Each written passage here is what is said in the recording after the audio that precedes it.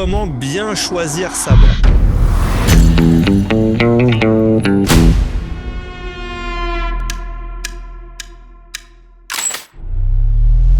Faut pas oublier une chose, ça reste du business. Vous n'aurez pas de résultat. Est-ce qu'il vaut mieux être petit parmi les grands ou grand parmi les petits? Ce sera à vous de décider. C'est fini, vous ne pouvez plus vous faire financer parce que... Déjà, il faut distinguer les différents types de banques. Il existe plusieurs banques. Il existe par exemple les banques régionales, qui sont des banques comme le CIC, le Crédit Mutuel, comme le Crédit Agricole, comme la Banque Populaire ou comme la Caisse d'épargne. Et vous avez les banques nationales, qui sont des banques comme la BNP, le LCL, la Société Générale, la Banque Postale. Donc c'est important de distinguer les deux. Pourquoi? Tout simplement parce qu'il y en a qui ont plus de délégations que d'autres. Ça veut dire qu'il y en a qui ont plus de pouvoir de décision. Et ça a une importance pour vous, investisseurs ou futurs investisseurs. Pourquoi? Tout simplement parce que plus vous allez sélectionner une banque qui a de délégation, plus elle aura de pouvoir de vous accompagner, plus elle aura un pouvoir de décision qui va être important et ça vous évitera de devoir multiplier les partenaires bancaires. Avec un seul partenaire, vous pourrez faire plusieurs opérations. Parce que si par exemple, je vous donne un exemple, le CSC ou le Crédit Mutuel a 2 ou 3 millions de délégations dans l'agence que vous allez, c'est-à-dire que le directeur ou la directrice va pouvoir décider jusqu'à un encours de crédit qui va jusqu'à 3 ou 4 millions. Donc plus vous allez aller vers des directeurs et des directrices comme ça qui ont un pouvoir de décision important, moins vous aurez besoin d'aller voir de banques pour vos projets. Ça veut dire que vous allez pouvoir faire appel à cette même banque pour plusieurs projets. Et oui, ça c'est important de le comprendre parce que la banque, qu'est-ce qu'elle va financer en fait? Elle va financer une personne, elle va financer un projet. Elle va vous financer parce qu'elle croit en vous, parce qu'elle a confiance en vous. Donc plus elle a confiance en vous, plus vous allez avoir un bon interlocuteur bancaire, plus il va vouloir vous financer une multitude d'opérations. Il ne va pas se dire « Ah bah tiens, lui, je lui finance une opération, il va devoir attendre 2 ans avant d'en faire une autre. » Non, ça, on s'en fout. En réalité, ce que regarde le banquier ou la banquière, c'est la personne qui vous êtes. Est-ce qu'elle a confiance en vous? Est-ce qu'elle a confiance en vos projets? Et à partir du moment où elle a confiance en vos projets, bah, elle va vouloir vous accompagner sur plusieurs opérations. Et après, faut pas oublier une chose, ça reste du business, ça reste une relation commerciale. Donc, ce qu'il faut, c'est apporter des contreparties. J'ai fait une vidéo sur ça, sur les contreparties que vous pouvez proposer à votre banquier. Il faut pas hésiter à aller les voir. D'ailleurs, mettez-moi contrepartie en dessous en commentaire et je vous ferai la liste, je vous donnerai la liste des contreparties que vous pouvez proposer à votre banquier pour avoir un bon dossier. Et vous verrez que plus vous proposez de contreparties, plus votre banquier qui est un commercial, il va réaliser ses objectifs, plus il aura de temps à vous accorder pour votre dossier bancaire. Donc ça, c'est ultra important de le comprendre. Donc comment vous allez choisir maintenant votre banque? Bah, on l'a vu, vous avez soit recours à des banques nationales, soit recours à des banques régionales et c'est pas la même chose en fonction de la banque que vous allez choisir. Il y a une autre chose en plus de la délégation qui est importante à comprendre, c'est que bien entendu, si par exemple vous faites appel à des banques nationales et ils ont moins de pouvoir de décision, ça ne veut pas dire qu'ils ne vont pas vous financer. Ça veut juste dire qu'ils n'auront pas la décision en agence pour décider si oui ou non ils vous accompagnent. Ça veut dire que vous allez devoir avoir recours, ou en tout cas vous allez avoir affaire à plusieurs interlocuteurs avant que le choix y soit fait. Comme vous avez plusieurs interlocuteurs, qu'est-ce qui se passe? Bah, vous parlez pas en direct avec la personne qui va décider.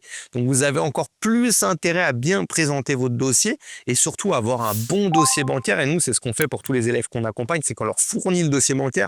Pourquoi? Tout simplement pour que le dossier puisse le transmettre à l'interlocuteur, que l'interlocuteur ait une trace, qu'il comprenne qui vous êtes, qu'il comprenne les opérations que vous avez faites, qu'il ait vos revenus, qu'il ait vos charges, qu'il voit un petit peu qui vous êtes en tant qu'investisseur. Et ça, il pourra le transmettre après au service risque, au service crédit, au service engagement, au service, vous l'aurez compris, qui va s'occuper de votre dossier. De cette manière, il y aura beaucoup plus de chances que la personne puisse vous accompagner et comprendre votre projet, alors que si vous lui présentez à l'oral, qu'il oublie des éléments, il risque de mal le présenter. Ce qui va se passer, c'est que c'est le téléphone arabe. Et après, c'est fini, vous ne pouvez plus ou faire financer parce que le dossier il a complètement changé, il ne ressemble plus à rien et on ne sait plus de quoi on parle.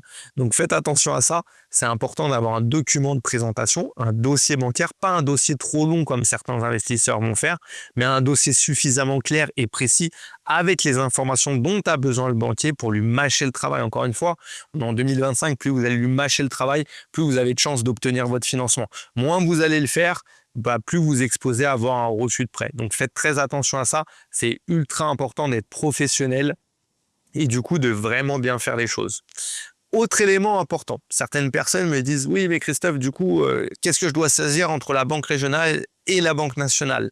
Bah, vous l'aurez compris, c'est surtout par rapport à votre interlocuteur, par rapport au feeling qu'il va y avoir. Donc c'est pas rare, moi, je dis qu'il faut même aller déjeuner avec son banquier ou sa banquière. Pourquoi? Tout simplement parce que vous allez créer du lien, pas pour l'acheter, mais pour, encore une fois, comprendre qui il est. C'est un échange, vous allez avoir du feeling. Si vous faites une soirée, bah, vous allez vous diriger vers les gens avec lequel il a le plus de feeling. Bah, c'est pareil avec la banque. Plus vous allez vouloir investir, plus vous allez avancer dans vos opérations. Vous allez voir qu'en fait, c'est un jeu des types. Vous avez besoin du banquier, vous avez besoin de l'agent immobilier, vous avez besoin d'un bon notaire, d'un bon expert comptable. Et ça se trouve comment? Bah, ça se trouve à partir du moment où vous allez avoir un interlocuteur qui comprend ce que vous faites et qui a confiance en vous. Donc, c'est ultra important, encore une fois, de choisir le bon interlocuteur, celui avec lequel il va y avoir le feeling, celui qui a envie de vous accompagner, celui qui va se battre pour votre dossier. Et là, je sais que ceux qui ont déjà fait des investissements et qui se sont fait financer vont se reconnaître derrière cet écran et vont se dire: ouais, c'est vrai que quand j'ai un bon interlocuteur, bah, il se bat sur mon dossier, il fait tout pour me financer. Et en réalité, c'est quoi? C'est juste faire entrer dans les bonnes cases les éléments. Parce que votre banquier, en réalité, s'il a envie de vous financer, il fera tout pour le faire. Donc, il mettra les bons chiffres au bon endroit pour que le dossier passe. Donc, c'est uniquement ça, c'est uniquement de la relation, du relationnel. C'est ça qui va vous permettre, encore une fois, de pouvoir avancer dans votre carrière d'investisseur ou même si vous ne voulez pas en faire une carrière, en tout cas, qui va vous permettre d'avoir vos financements pour les premiers investissements que vous allez faire. Donc, c'est important de trouver le bon interlocuteur et c'est ça qui est le plus important. Au-delà de la banque que vous allez choisir, de l'enseigne, de la marque qu'il y a au-dessus, ce qui compte, c'est vraiment l'interlocuteur et il n'y a rien de plus important que ça. C'est vraiment ça qui va faire la différence, donc retenez bien ça. Maintenant, le seul conseil que je peux vous donner par rapport au choix de la banque, c'est certains me demandent: et les banques en ligne, qu'est-ce que tu en penses? Ce que j'aime un peu moins avec les banques en ligne, même si ça peut être très bien par rapport aux frais, parce que certains veulent économiser, même si c'est pas ce que je préconise. Encore une fois, quand vous allez faire de l'investissement, au bout d'un moment, l'investissement immobilier, bah, c'est de l'entrepreneuriat.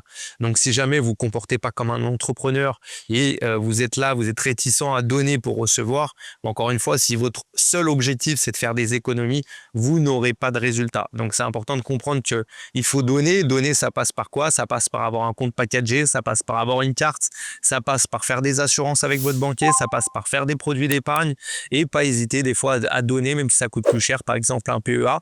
Peut-être effectivement que ça coûte plus cher sur des banques traditionnelles que sur des banques en ligne, mais encore une fois, l'objectif c'est quoi? C'est de lever des centaines de milliers d'euros, voire des millions d'euros, ou c'est de faire des économies et pas avoir de financement? Donc, les banques en ligne, pour moi, le petit bémol, c'est que vous n'avez pas d'interlocuteur en face. Et du coup, comme vous n'avez pas d'interlocuteur, c'est soit vous rentrez dans les cases, vous vous faites financer, soit vous ne rentrez pas dans les cases et vous ne faites pas financer. Donc, c'est très difficile pour des gens qui veulent faire vraiment de l'investissement immobilier. Si vous voulez acheter juste votre résidence principale, pas de problème. Vous avez moins de 35% d'endettement. Peut-être, encore une fois, que ça peut être une très bonne opportunité, que vous aurez vraiment la possibilité d'avoir des choses. Mais si ce n'est pas le cas, ça ne sert à rien de le faire. Je vous conseille vraiment pas de passer par des banques en ligne, passer par des banques traditionnelles, donc que ça soit banque nationale ou banque régionale. Et après, vous avez une multitude d'autres banques encore que vous pouvez aller solliciter, auxquelles on ne pense pas forcément, que ce soit des banques étrangères, que ce soit des banques privées, des banques d'affaires. Vous avez plein de banques qui sont un peu moins traditionnelles, auxquelles on ne pense pas souvent, auxquelles c'est très rare d'avoir affaire. Mais encore une fois, c'est des banques qui offrent des possibilités différentes. Vous voyez, les banques d'affaires, je vous en ai parlé, c'est des banques type CFCAL, qui est une filiale du Crédit Mutuel, ou CKV, qui est une banque belge, que vous allez pouvoir aller solliciter au travers un courtier comme nous, par exemple, ou au travers un courtier spécialisé, qui va vous permettre d'avoir accès à ces banques. Ces banques financent en SCI, sur 25 ans et sans apport. Seulement, il y a des conditions pour être éligible à ces banques. Si vous voulez connaître les conditions, n'hésitez pas à nous solliciter, ce sera avec plaisir qu'on vous donnera ces conditions. Mais à partir du moment où vous avez accès à ces banques, bah, vous verrez que la relation est différente et que vous avez des banques qui sont plus là pour nouer vraiment un relationnel, mais qui sont plus, c'est leur business. Leur business, c'est de faire du crédit. Donc eux, ce qu'ils octroient, c'est des conditions qui sont très avantageuses, parce que vous l'aurez compris, 25 ans sans apport en SCI, bah, c'est rare que des banques traditionnelles fassent ça.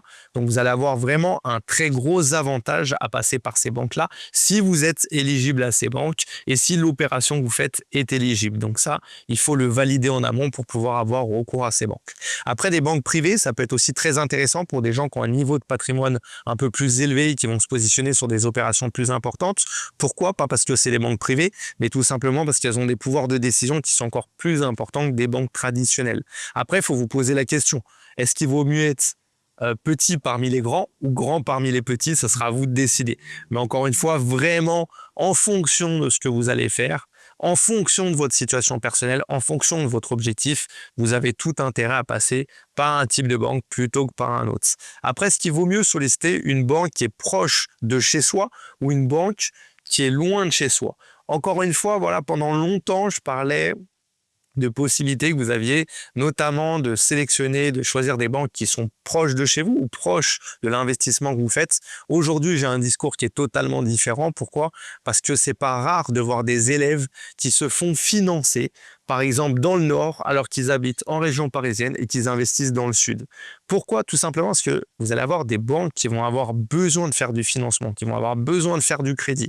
Et quand vous arrivez avec une opération à 500 000 dans une petite agence qui est en province, eh ben, le banquier va se dire quoi, ou la banquière va se dire, bah, OK, avec une opération, je vais faire mon chiffre du mois de crédit. Donc, j'ai tout intérêt à le financer plutôt qu'avoir 10 dossiers à 50 000 euros. Bah là, avec un seul dossier à 500 000, ça va me permettre vraiment de pouvoir faire mon chiffre et j'aurai pas 15 dossiers à monter.